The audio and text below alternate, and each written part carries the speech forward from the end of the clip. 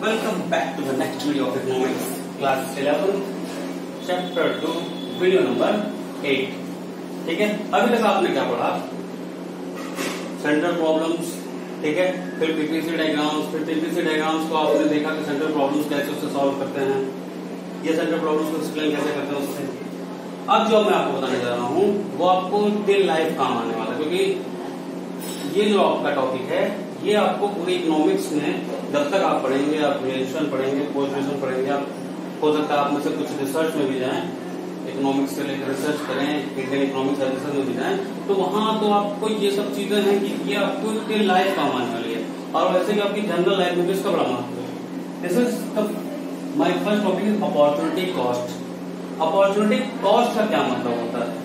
ठीक है, तो अपॉर्चुनिटी कॉस्ट का मतलब ये है कि opportunity lost is opportunity cost. मतलब जो अपॉर्चुनिटी आप छोड़ रहे हैं उसी को हम कहेंगे अपॉर्चुनिटी कॉस्ट। यानी कि मान लीजिए कि मैं आपको 1 घंटा पढ़ा रहा हूं, ठीक, अब इस 1 घंटे के पढ़ाने की बजाय मेरे पास दूसरा सबसे बेस्ट काम क्या था कि मैं अपने रिसोर्सेज को एम्प्लॉय करता। तो मान लीजिए मैं 1 घंटा इसको निकालकर शेयर ट्रेडिंग कर लेता, तो उस 1 घंटे शेयर ट्रेडिंग छोड़ने की कीमत मेरी क्या हुई कि आपको 1 घंटा पढ़ाना। ठीक, दूसरा समझ लीजिए एग्जाम्पल, आप 1 घंटा पढ़ रहे हैं, तो उस 1 घंटा पढ़ने के लिए क्या किया आपने 1 घंटा पबजी खेलना बंद किया। तो वो 1 घंटा पढ़ने की अपॉर्चुनिटी कॉस्ट क्या हुई? 1 घंटा पबजी ना खेलना। यानी कि मान लीजिए एक बंदे के पास 2 जॉब है, एक में उसको 15,000 मिल रहा है और दूसरा में उसको 25,000 मिल रहा है। कौन सा जॉब करेगा वो? 25,000 वाला। तो जो 25,000 में जॉब करेगा तो उसके लिए उसको क्या सेक्रीफाइस करना पड़ेगा? 15,000 वाली जॉब सेक्रीफाइस करनी पड़ेगी ना।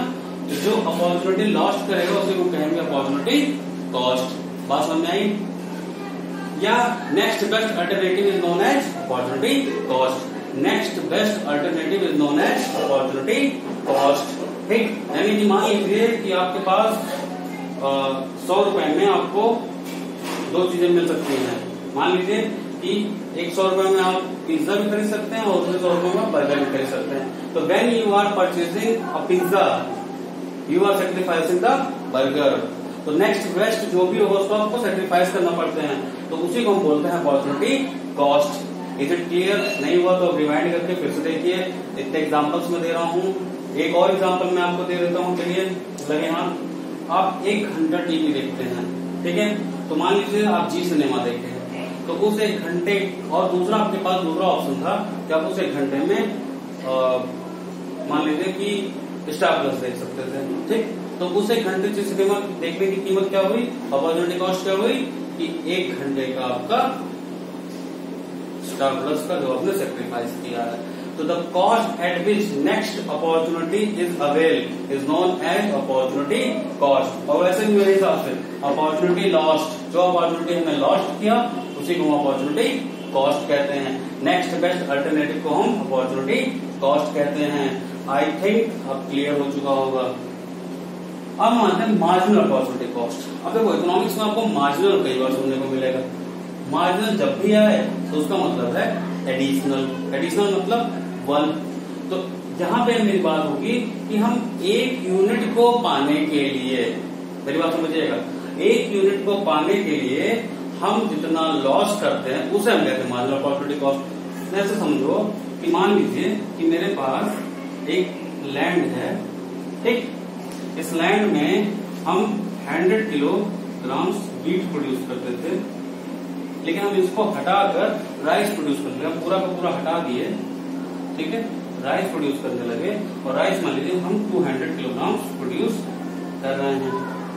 तो अगर हम आपसे पूछें कि 200 किलोग्राम राइस प्रोड्यूस करने की अपॉर्चुनिटी कॉस्ट क्या है, तो याद करना नेक्स्ट बेस्ट अल्टरनेटिव। दूसरा हमारे पास क्या ऑप्शन था कि हम व्हीट प्रोड्यूस कर रहे थे पहले, तो कितने ग्राम? 200 किलोग्राम प्रोड्यूस करने के लिए हमें 100 किलोग्राम राइस को सेक्रीफाइस करना पड़ा। ये तो हो गया हमारा opportunity cost, marginal opportunity cost.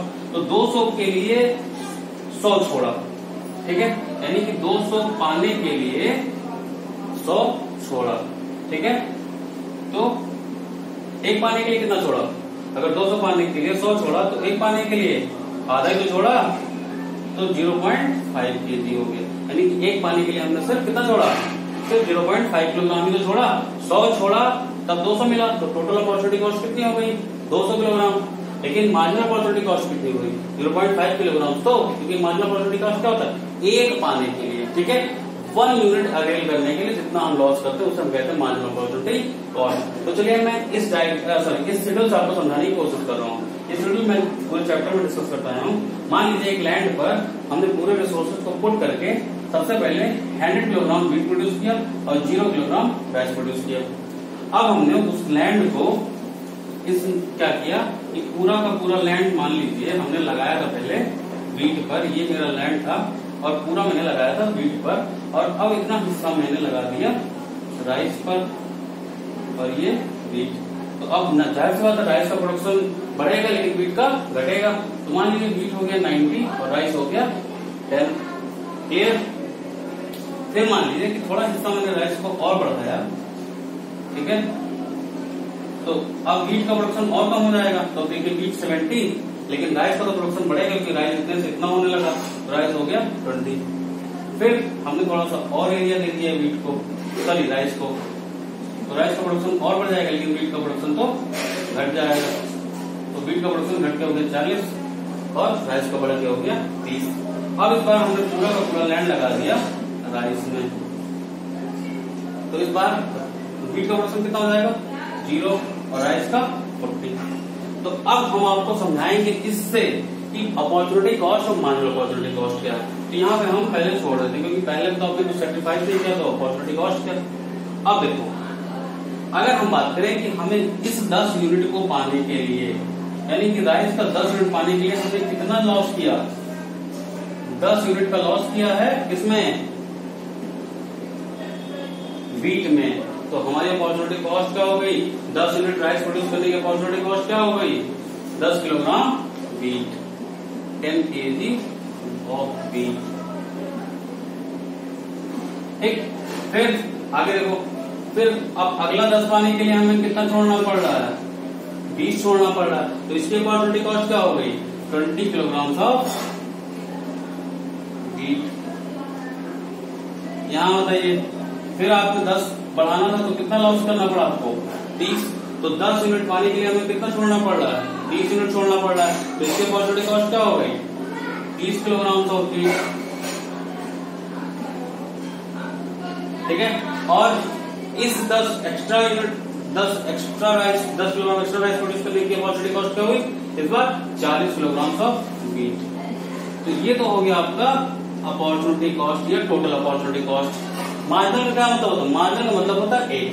तो अब अगर हम आपसे पूछें कि इस एक यूनिट को प्रोड्यूस करने के लिए हमें कितना लॉस करना पड़ा, तो 10 यूनिट प्रोड्यूस करने के लिए तो कितना लॉस करना पड़ा, 10। तो एक के लिए लॉस बाई गेन, जितना लॉस किया अपॉन जितना गेन किए। तो लॉस कितना किया हमने, 10 लॉस किया, गेन कितना किया, 10 गेन किया, तो कितना आ गया। तो इस 1 यूनिट पाने के लिए हम इसका 1 यूनिट ड्रॉप कर रहे हैं। क्लियर। 1 यूनिट पाने के लिए हमें इसका 1 यूनिट छोड़ना पड़ रहा, 10 के लिए 10, तो 1 के लिए 1। अब आगे देखो, यहाँ पर हमारी मार्जिनल अपॉर्चुनिटी कॉस्ट कर दी है, 1 पाने के लिए कितना छोड़ रहे हैं, तो 10 पाने के लिए, देखो गैप कितना, 10 ही तो है। तो 10 यूनिट पाने के लिए, ठीक है, अब की 10 यूनिट पाने के लिए हम कितना गैप कर रहे हैं, कितना लॉस कर रहे हैं, 20 यूनिट का। ठीक, कितना लॉस कर रहे हैं, 20 यूनिट का। तो लॉस बाई गेन कितना हो जाएगा, लॉस बाई गेन कितना है, लॉस कितना कर रहे हो 20, गेन कितना कर रहे हो 10, तो 20 अपॉन 10 कितना हो जाएगा 2। यानी 1 यूनिट पाने के लिए इसका राइस का 1 यूनिट पाने के लिए वीट का कितना छोड़ रहे हैं 2। देख लो 10 किलोग्राम प्रोड्यूस करने के लिए इसका 20 छोड़ना पड़ रहा है, तो 1 के लिए 2 किलोग्राम छोड़ना पड़ रहा है। Clear. To gain the 1 kilogram of rice we have to sacrifice the 2 kilogram of wheat. Clear. Next देखो, फिर हम कितना गेन कर रहे हैं, गेन फिर 10 ही कर रहे हैं, लेकिन लॉस कितना कर रहे हैं, 70 से 40 होना मतलब 30 यूनिट का लॉस कर रहे हैं। तो लॉस बाय गेन, गेन कितना कर रहा है, गेन तो हम 10 यूनिट का कर रहे हैं, तो लॉस, लेकिन लॉस तो 30 यूनिट का कर रहे हैं, तो लॉस बाय गेन कितना आ जाएगा 30/3, दैट इज 3। तो 1 किलोग्राम प्रोड्यूस करने के लिए हमें 3 किलोग्राम का लॉस करना पड़ रहा है। तो मार्जिनल अपॉर्चुनिटी कॉस्ट कितनी होगी 3। ठीक, वैसे भी देख लो 10 किलोग्राम प्रोड्यूस करने के लिए 30 जा रहा है। अगला देखिए, अगला 10 किलोग्राम प्रोड्यूस करने के लिए आपको 40 किलोग्राम वीट का छोड़ना पड़ रहा है। तो एक के लिए कितना छोड़ना पड़ रहा है? लॉस बाय गेन से निकाल लो, लॉस बाय गेन। ठीक, तो ये आ गया 40/10। ये कितना हो गया? 4। यानी 1 किलोग्राम प्रोड्यूस करने के लिए हमें 4 किलोग्राम वीट का छोड़ना पड़ रहा है। इसी को हम कहते हैं मार्जिनल अपॉर्चुनिटी कॉस्ट। तो आपके बुक में काफी एक्सरसाइज दिया है, उसको साथ प्रैक्टिस करिए। नहीं आता है तो आप मुझे कमेंट बॉक्स में पूछ लीजिए। जो लोग मुझे जानते होंगे पर्सनली वो व्हाट्सएप से पूछ सकते हैं। ठीक है, हाँ, इसी को हम मार्जिनल अपॉर्चुनिटी कॉस्ट बोल सकते हैं, रेट ऑफ ट्रांसफॉर्मेशन बोल सकते हैं। ठीक है, मार्जिनल रेट ऑफ ट्रांसफॉर्मेशन बोल सकते हैं, पीपीसी का स्लोप बोल सकते हैं। सब यही है। मार्जिनल अपॉर्चुनिटी कॉस्ट भी आपकी मार्जिनल रेट ऑफ ट्रांसफॉर्मेशन भी कहलाती है और स्लोप ऑफ पीपीसी भी यही कहलाता है। ठीक है, तो इसी के साथ ये आपका चैप्टर खत्म हो गया। अगर कोई डाउट है तो जरूर पूछिए, उसमें हिचकिचाइए नहीं। ठीक, और इस वीडियो को मैं यही खत्म कर रहा हूँ। उम्मीद करता हूँ कि ये चैप्टर आपको पूरा समझ में आया होगा। जय हिंद।